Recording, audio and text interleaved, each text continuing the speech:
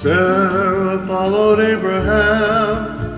They traveled westward from their home, but when famine thwarted hopeful plans, to Egypt they continued on. She entered Pharaoh's house with guile. He dared not even touch her hand. She returned to Abraham with a smile, and they journeyed to the promised land.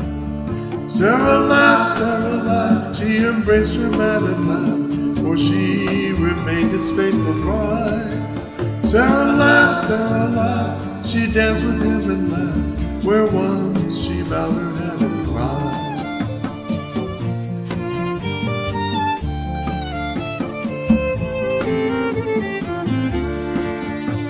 For years she persevered in faith, but her body still could not conceive. So she gave Hagar to Abraham, through her a family to achieve. The slave girl treated her with scorn, and wounded both her spirit and her heart. And so when Ishmael was born, Sarah forced her rivals to depart. Sarah cried, she hung her head and cried, for who could heal her awful pain? Sarah cried, she called out to Adonai, for who else could relieve her of her shame?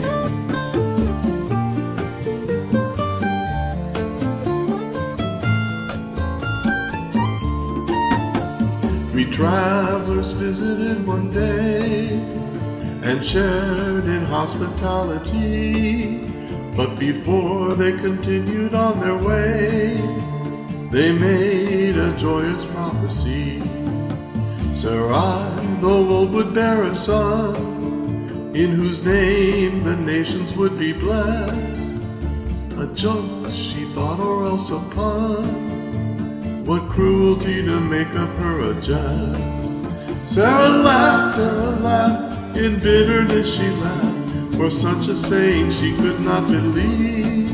Sarah laughed, she denied it, but she laughed, to think at 90 years she could conceive.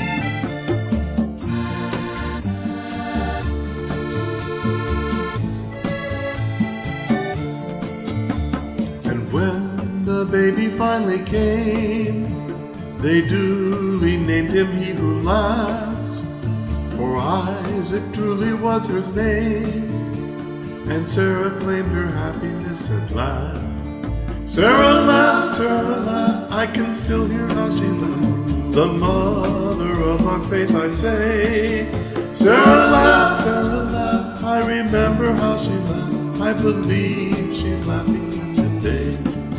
Sarah laughed, I can still hear how she laughed, the mother of our faith, I say. Sarah laughed, I remember how she laughed, I believe she's laughing.